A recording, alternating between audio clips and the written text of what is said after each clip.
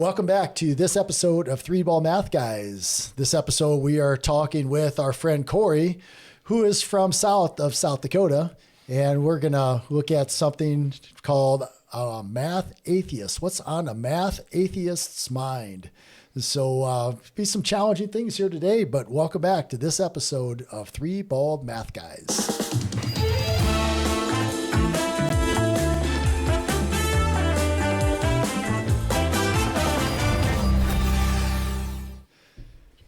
All right, welcome back. That's pretty cool. We're always dancing up here whenever that little intro goes on this cool stuff. But yeah, we have our friend Corey he's just a little south of South Dakota, and calling in and being our guest here today. And this is a new segment that we have kind of for ourselves, and we'll see where it goes. What's on a math atheist's mind? And may not necessarily have to be a person that doesn't like math. They can certainly like math, but have some questions about math and all that good stuff. And we've always questioned ourselves about math. It's either right or wrong, but it's still math, or whatever phrase that you want to use for it. Yeah, it's right or wrong, it's math. Yeah, something. All right, so Corey, welcome. Thanks for being here. And let's introduce yourself and just say, "Oh, I'm Corey. Thanks for being here." You can just say that, and we'll go with it. No. Appreciate you guys having me on, dude. Yeah, this is Corey. Any listeners out there? Yeah. Sweet.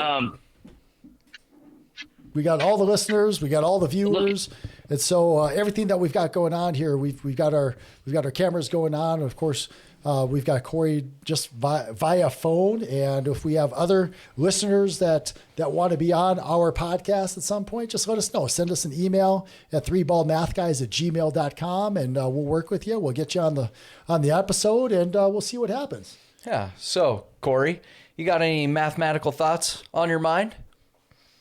Well, I always start out with a joke, because you guys had some jokes there, some dumb math jokes. So I have one. Oh, great. Why do you guys always solve for X? Why do we always solve ZYX? XYZ. XYZ, binomial, right? Sure. Yeah, I'll go with that one. I'll go with that. Yeah. I'll take it. Yeah, that's an original, I think, isn't it, Corey? Yeah. I'm trying. That's all we can do too, is just try. This was a question that we asked Math on the Streets, and I think it's appropriate to ask now. What's the mathematical formula that you always remember that sticks out in your brain? You don't have to know what it means, but what's a formula that always sticks out to you? Oh, with my dad, it's always SOHCAHTOA, man. Ooh, SOHCAHTOA. Is it SOHCAHTOA? Wait, I think you put a little extra slang in there. Yeah. I'm from south of South Dakota, so yeah, it's gotta have some slang. From the south. SOHCAHTOA. Nice. So that's awesome. What's a SOHCAHTOA? Yeah. Do you know what SOHCAHTOA means? I think I have a guess. You got your sine, your cosine, tangent, right? Yeah. Sine, opposite, hypotenuse, right? Yeah. Wow. Am I right? Where's the OA in that? Okay. SOHCAHTOA. Opposite. OA. SOA. KAHTOA. Cosine, opposite over adjacent? Yeah. Yeah. Tangent? Yeah, tangent. That one. Yeah, we got this little sign here. We got a little tangent sign. Yeah. Corey, you can't see this, but we got a little tangent sign. And we'll have to get you one of these. It's got our three bald math guys and our beta, mu, gamma on there, and then a tangent line on there. We'll have to get you one of those, one of our little auction paddles. What other insights do you have for us, Corey? I would say the biggest problem with math is there's always a problem. True. That is true. Yeah, it's always the biggest problem is that there exists a problem such that the problem can be solved for X. For X. XYZ. And ZYX.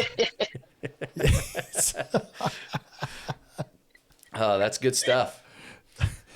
So Corey, another question that we have for you is, so why is it that you think that math is so challenging, so difficult for people, for kids and people in general?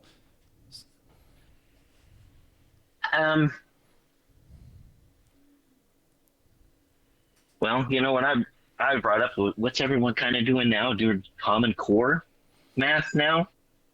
And I didn't get brought up on that. So when my kids come home, we're trying to do this and they get lost because it's not that way now. It's this way. Yeah. Like is that the Incredibles movie? Math is math. It is. Yeah. Math is math.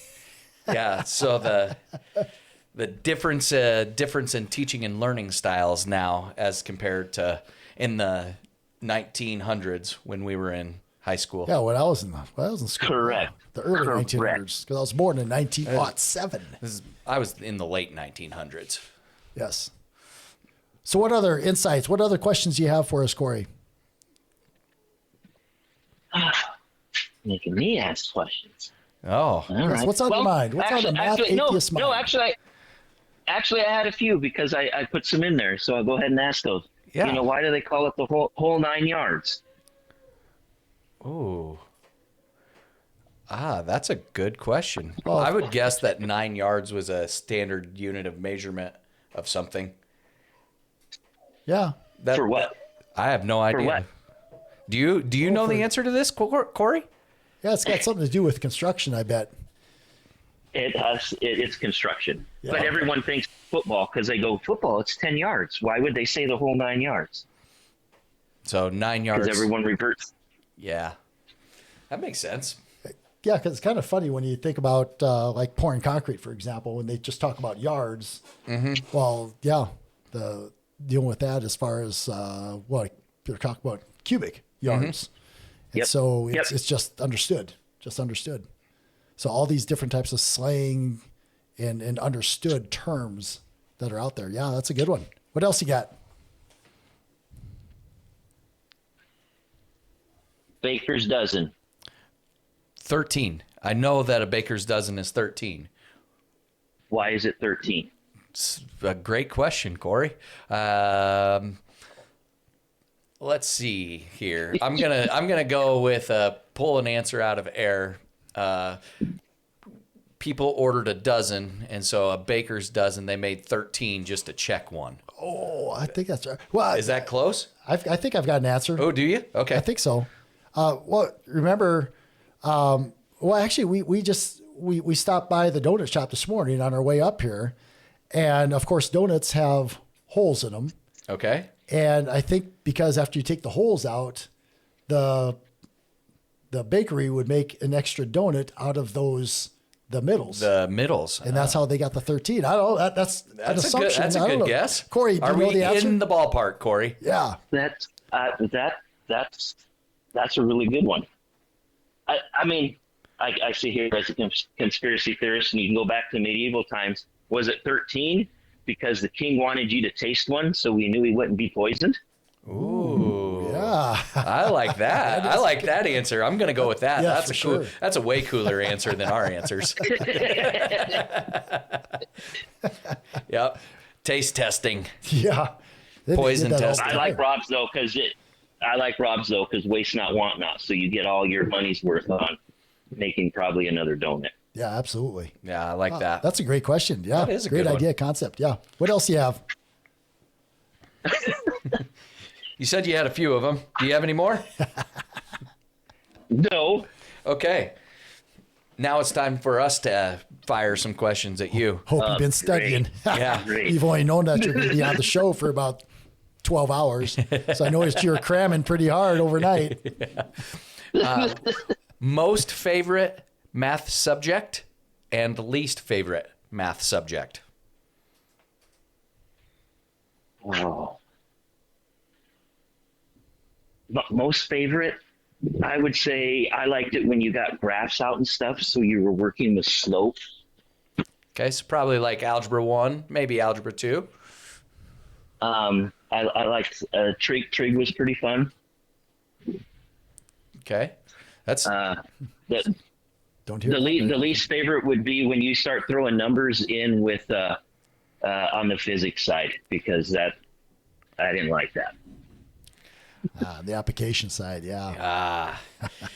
Those darn story problems and application problems.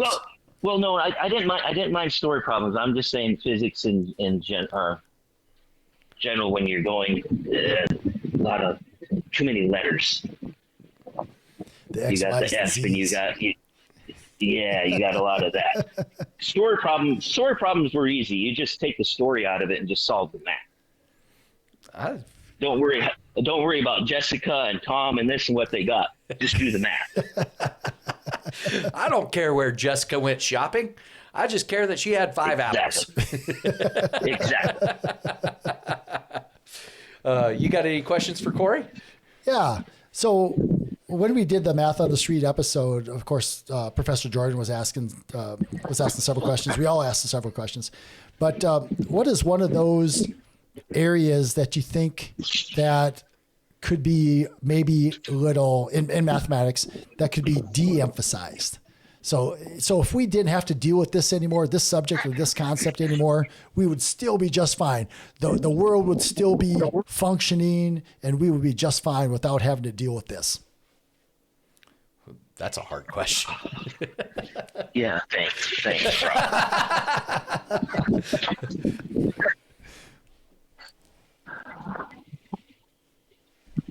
Ooh. I don't know. That's a tough one. Do you have an answer for it, Professor Rob? Yeah. Yeah. I want to hear from our guest. And then okay. And maybe Professor Corey needs a couple more moments. Do you have something to mind, Professor Jordan? Because then I'll give my answer. Off the top of my head, I was gonna say geometry, but that's just, I don't think that's possible with the spatial world around us. But yeah, I'll stick with it. I'll go with my gut instinct. Geometry. Kick rocks, geometry. Yeah, I probably would go with the same thing.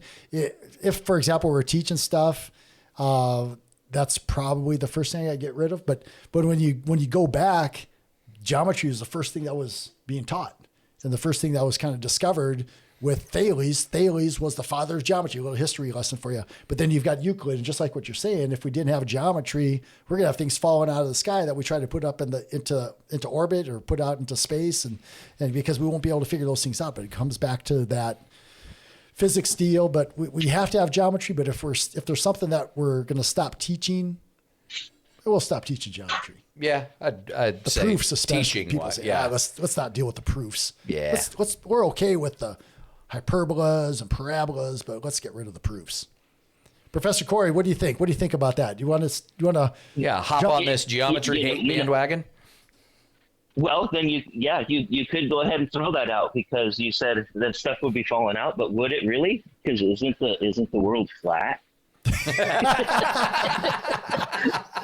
Because if you throw it out, and then maybe stuff doesn't fall, and we're like, oh, hey, we just proved it. The world is flat, and there is no orbit, there is no thing. So throw geometry out, and we'll find out. Yes, that's great. Let's try it. Who do we know? We got to know. Our people got to know some people that can help that happen. Who knows? Let's go. That's great. Oh, that's a great one. Oh, yeah. But yeah, well, that's what it is that we've got for this episode of What's on a Math Atheist Mind. We tried this one. We'll see what happens with it, and we'll try to go from there. But if you have any other questions for us and want to be on this type of a segment for us on Three Bald Math Guys, just send us an email, like, subscribe, share. Thank you for being part of this episode of Three Bald Math Guys.